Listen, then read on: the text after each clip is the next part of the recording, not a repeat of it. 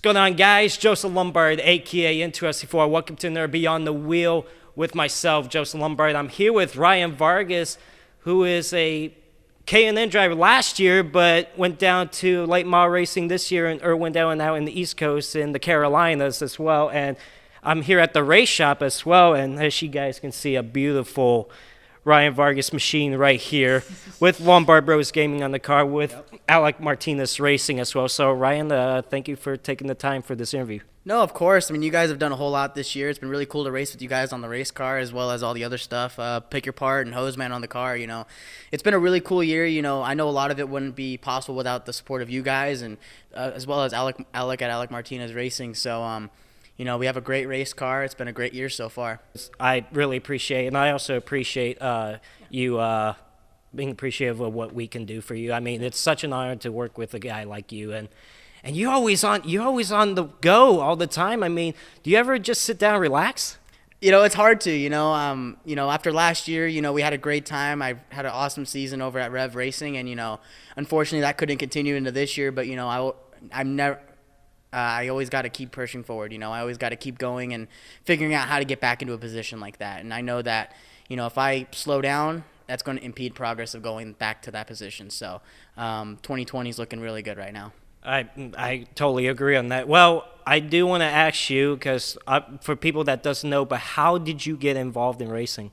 So I was never really a racer. My family, no one in my family raced. I was just a big fan. I actually enjoyed monster trucks more than I did NASCAR. And my dad took me to Irwindale Speedway when I was about 9 or 10, and I fell in love. And about the time I was 11, we purchased a Bandolero, and then I made my first race when I was still 11, turning 12. So from there, we went from street stocks to Irwindale trucks and late models and all the way up to K&N, and there's even some more stuff coming this year, so I'm really excited about that. Yeah, you've already told me some of those announcements, which I can't share to you. You guys have to follow this guy on his social media if you guys want to find out some cool announcements coming up with the Rhino here. I have to ask you, how did the nickname the Rhino come up? Well, obviously, Ryan and Rhino, but also it kind of came from T-ball. When I played T-ball, I was one of the fastest runners, but I was also one of the fattest. And so it kind of works out. Rhinos are big, and they're also kind of fast. It doesn't matter how big you are. As long as you're fast and you can play the game right, that's all that matters. Well, so the day when you got told that you were going to be part of the NASCAR next, and obviously ever since that day, a lot of success and a lot of achievements and goals have come up for you. You got up to K&N, and then you're late model racing still this year in 2019. How has the NASCAR life been for you? And for people that follows you, you've done so much in the NASCAR side. How every time you're a part of that each day, how glorifying is that? It's incredible, growing up and watching some of the drivers that I used to watch on TV, watching the Cup drivers and now seeing them kind of like almost on a weekly basis. It's kind of like, it's weird. Like you're still kind of a fan at heart, but then you see these guys, it's like, oh, I know him. Like I know this guy personally. And so, doing all that and working hard, because the biggest thing that I had to learn when I moved out to North Carolina and really started getting into the upper levels of the sport was that you have to become more of a businessman than you do an athlete. And I've had to learn a lot more about the marketing side as well as the broadcast side of the sport as well. And it's all very important, especially on social media. How you portray yourself on social media is how you need to be in real life. And that's what I try to convey on everybody with the vlogs and the Instagram posts and Twitter posts and Facebook posts. It's a big deal. And I know that as long as I can build my brand up and get a lot of fans to join along as well and continue on that ride, it's easy to get down on myself, but I also have to kick it in my head. It's like, hey, you're still 18, you're still young, there's a lot of time to get back up and going. And that's, I agree with that, because a lot of young drivers, they want to just rise up the rankings so quick, which in the long run, if you just take your time, it's going to work out better for you. And that's what I like about you and a few drivers that I've known. They just take their time and, they get in a better spot. And apparently, so far, you're in a good spot in your career. I do, and people doesn't believe that. Social media helps in a way. They always think, no, you just got to be in a race car. So no, social media does help in a way just to get to know more about you, and it does help. Like NASCAR, they see this kid, 18 years old, is like, wow, we need to check out this guy as well. Well, you're late model racing this year, but last year when you were in the K&N Series, your first year, rookie year, what was that like, just being in the NASCAR circuits and being in a stock car? It was insane. All I knew prior to that was racing these type of late models. 604 crate engines, barely built up, and then you have the tiny 8-inch tires on these cars, and they're grooved as well. So there's not a whole lot of grip. So now you're getting in these big, heavy, but very powerful machines with a lot more grip, and it's just. It's a big adjustment, especially for anybody going from this to that. So I'm not going to lie, I struggled. Like, there was definitely a lot of struggles getting into it. But I enjoyed every bit of it, and we learned every time we were in the car. And we had a couple great runs, like at Iowa, Gateway, New Jersey on a road course. Never even been on a road course. We ran top 5, and, should have got a top 5. But, it was a great race, and just learning every step of the way. If you're not learning when you get into a race car, you're not progressing. 2019 has worked out pretty good for you on the late model side so far. Done multiple races here in Irwindale. Got a couple wins under your belt, and you've done a few out in the East Coast and the Carolinas. So tell us about your season so far in your late model. Yeah, it's been incredible. I mean, and it's honestly with the help of you guys and everybody who's joined on. We have Alec, who's really sticking his neck out and letting me drive his race car this year. And, it's been a great opportunity to drive for him and actually, this is my old car from when I ran in 2017, so it's kind of like I'm back at home when I do this stuff. And going up to Irwindale and winning races and going back to North Carolina and running inside the top 3, it kind of validates my point that I belong. And, it's easy to get in your head, like, am I worth it? Is this something that I need to do? And going out and running up front and competing for wins week in and week out, every time I get in a race car, it validates that point. And so I'm very happy about that, and it's been really neat to bring my family along on this journey as well. And you mentioned it earlier, taking it slow. You have to show patience, but also when you're in a position like myself, my mom's a kindergarten teacher, my dad's a construction worker. We don't have a whole lot of funding, so when we do this stuff, we got to make sure we make the right moves. Yeah. And every move we make, there's weeks, months, or even a year or so of planning going into it. So we always set up plan A, plan B, plan C, plan D. You got to make sure you're ready for it. And it's been an unbelievable year so far, and we have a lot of cool stuff coming.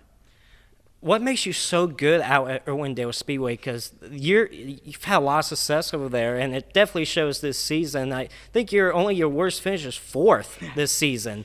But that was being involved in a couple of little incidents. Yeah. That's none of your doing, but overall, it's still very successful season so far. So what makes you so successful at Irwindale? What do you like about that track? I just love Irwindale. That was the first place I really got my taste of NASCAR, and as well as the team dynamic that we have at Alec Martinez and CP Motorsports.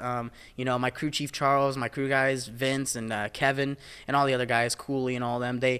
We all work really well together, and I learned a lot off of these guys when I raced with them back in 2017. So coming back this year with the knowledge of racing in the K&N cars and how to run those cars and going to a whole bunch of tracks, it taught me racecraft. It taught me how to be better as a race car driver as a whole, to give back info, to race, to learn how to pass, set up passes. So, we had success in 2017, but we came out this year with a statement, and we've proven it through week in and week out. A couple weeks ago, it was a very special race for you, a very special win, because recently you lost your grandmother due to cancer, and you had on the side of the car that special logo that said "For Grandma." Yeah. And then you go out to Irwindale, the very first race since her passing, and you go out there and dominate and win it. Yeah. And I saw the Victory Lane interview, and you were so emotional about it. How much was that win? How big was that for you? I've had quite a few wins in my racing career, and I say that like I sound like I'm 40, but, we've had some big wins, but emotionally and sentimental wise, that was probably one of the biggest ones for me. My grandma was one of the first people that really really got me into racing besides my dad. You know, she was all into drag racing and stuff, and whenever we'd go testing our Bandolero, she'd be the stopwatch person. So she was there through the beginning, and she was actually there for the opening night win earlier this year. So to get another win for her, and I always like to tell this story, but the entire week, the forecast for Saturday was rain. The entire week said rain, and then by the time the main event came around, it was sunny, beautiful day, and we went out and won. So it really shaped up to be a perfect day. It was just meant to be. And you know what? She probably had something to do with that. It's like, no, we got to keep it sunny because I know, it's going to be something's going to come out good of it at the end. And, I've been through tragic loss before. But, you got to push through in life. And you know what? You just showed that night that even though there are some rough times, but at the same time, you know that you're capable of staying strong and continue on with your life. And you just proved it that night. Don't let that get through your head. You gotta focus on your career, your goals and stuff, like whether she's there or not. And so that's what you did there. And I thought that was pretty cool, seeing that video from on social media. And I'm like, man. And to be honest with you guys, I told them this earlier. I was so jealous that I wasn't there because I was out in Tucson for the K&N race, and then I heard that you won. And I'm like, oh my God, he actually won, and I was so happy for you. But I'm like, dang it, I wish I was there because I wanted to feel that, Mm-hmm. And I guarantee you I would have felt that. Is this all improv? Like all that stuff? You're doing that all like off the top of your head? Oh yeah. That's incredible. Yeah. You're oh gosh. I can tell you're getting a lot better at this, and that's awesome. Oh yeah, I've been getting a lot better at this for sure because And I'm assuming the people like it. oh yeah, the people loves it, and that's why I'm still doing it. I mean, awesome. and I kind of want to do this as a career now too. I'm trying to get to that point. Yeah, but you've gotten a lot better from what I've seen. I watched some of them, and then seeing, the way you handle it right now, it's good. Oh, yeah. Well, I prepare myself at least days before interviews and stuff, so I know what to ask and what to – and even what I love, I like to give fans an opportunity to ask some questions as well, just to be part of it. All right, first question. What support has helped you gain confidence in racing? Yeah, that's something that's been, kind of shown recently with, like, Bubba Wallace and stuff, You have to have the right support group behind you, and, with what happened after Rev, I didn't know if I'd even be racing, period, this year. And, with the support of my friends, all my friends back home in North Carolina, Brad, Elijah, Will, everyone in the Clout9 chat, it's cool to have not just family, but also really close friends and fellow racers who are willing to kind of reach out and say, hey, we know who you are. We know that you can race. And it was really neat to have that, especially when the announcement came that I didn't make the team. And that tweet that I got had people from all over in the industry, fans, fellow racers, people rallying behind me. And it was it got me choked up. And every time I say it, it kind of gets me a little there. But, it was a very rough time, in my career. But, it proved itself that everything happens for a reason. When one door closes, another opens. And I know that this year has really proven, like I said, it's been a statement year so far. We've shown up and been a competitor every week, both on the East and West Coast. So I'm enjoying it so far, and that's no lack of effort from my team, but also it's with the good support group behind me from my family and friends. I 100% agree because I remember the day when that tweet came out, and I was like, no way. Like, man, not this guy. I know he's a great racer, and I know that he's got a lot to accomplish. And so far in 2019, you are showing it. And you said earlier that you got some cool announcements coming up. So obviously, everything happens for a reason, like you just said. And I 100% always on that, like there's always something for a reason. You may not like it at first, but there's a reason behind it. And later on you realize, okay, this was a good reason. There's always a reason behind everything, it happens, like you said, for a reason. It's every step of the way has happened because has led to me led me to where I am today. Sorry, I was all over the place with that word. But, without that, I wouldn't be racing all these races. I wouldn't be working hard and learning the ins and outs of the sport, the marketing side, the broadcasting side. It's opened me up to a lot of different ventures as well outside of racing. So, it may have been a bad thing at first, but now, we have all these wins. I've proved myself on the racetrack, and, we've been able to really run well, and I've learned a lot. No, I 100% agree.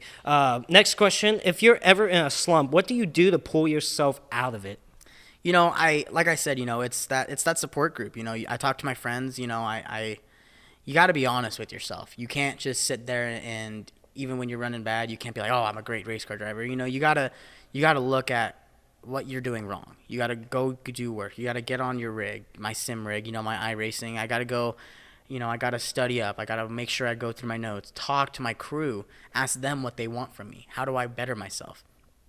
Moving forward through this year, I had to reevaluate myself as a driver, and I like to consider that off season a really big slump for me because I knew that I had to really step my game up. I had to prove myself that I'm worth it, and we've done it, and it was all because of the support that I have behind me from my family, from my friends, and it's also the mentality that it happens for a reason. So you have to keep pushing every time something happens. And the final question, what do you like to do when you aren't on the track? Like, when you do have free time, I know, like I said earlier, you're always on the go just trying to get up through the NASCAR level and stuff and get up through the rankings. But in your free time, in your relaxing time, what do you like to do when you're not on the racetrack? Yeah, in my very little relaxing time. Hey, I'm in the same boat as you. I feel like I don't get a lot of relaxed time. Honestly, this trip out here is like relaxing time to me, but it's a fun time. So, Exactly. But no, I enjoy just hanging out with friends. I have a great, like I said, that support group. That same group of people I hang out with very often. I hang out with Will and even my Rev teammates. Chase, Ruben, and Nick. We all hang out and have a great time. We go to Bowman Gray. We'll go to the lake, and it's nice to have that. It's good to have that friend group and hang out and just enjoy yourself. You can't just always be work, work, work. You have to have some mental breaks. Man, these guys are always on the go. It's like there's no relaxing time for them at all. And it's like, when do they relax? Because they know they always have to make sure they can prepare themselves for an upcoming race or make sure the car is good, the team's good, sponsors, media. It's crazy. And that goes back to what I was saying earlier. These NASCAR drivers, you're an athlete full-time, but you're also a part-time businessman. I wouldn't even say part-time. You're full-time both. You have to learn everything of the sport. And that's the first thing I tell people when they say, how do you go about getting a sponsor? If I knew that, I would answer, but I don't. You have to be a business person. You have to learn it. And, you have to just make sure that you're going to get so many no's with everything. I've literally done probably 50-something proposals this year, and I've probably had one or two yeses. Literally, it's insane, and it's just that's just part of the sport, and it's unbelievable how much it takes. But when you are in the thick of it, when you're in the middle of it, and when you're trying to move up the ladder, it's what it takes. Until you find that slot of some relaxing time, take advantage of it because you got to. Well, before I let you go, before we end this interview, is there anybody you got to thank for your racing opportunities today? I definitely have to thank everyone who's helped me, my family, my mom and dad, my grandparents on both sides, and even my grandma on the side of the race car, and then everyone who's just kind of helped me in my career, whether it be my crew out here, Charles and Vince and all the crew out here, Lee Falk Racing on the East Coast, and then, even Rev and the diversity program in NASCAR Next. Without them, I wouldn't be in the position that I am today. I wouldn't have so many people know who I am, and, without Rev and diversity and NASCAR Next, my whole career would have been a whole different way right now. So it's very amazing to be at the point that I'm at, and it's cool to be able to do the stuff that I'm doing. Well, Ryan Vargas, thank you for taking the time today to do this interview. It's probably one of my favorite interviews I probably have done so far. Now, you got a race coming up at Irwindale this weekend. It's going to be warm out there, so the track's going to be slick.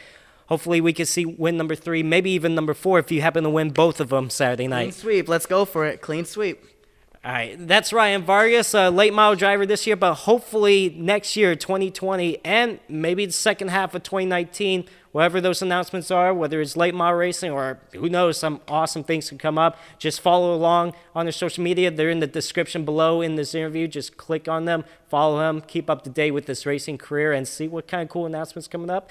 And best of luck to you this Saturday night as well. Awesome. Thank you, and thank you to all the people that watch. It's really cool to see the support group that Joseph has and the whole Lombard Bros Gaming family, so it's really cool. All right. Thank you for taking the time, Ryan. Of course.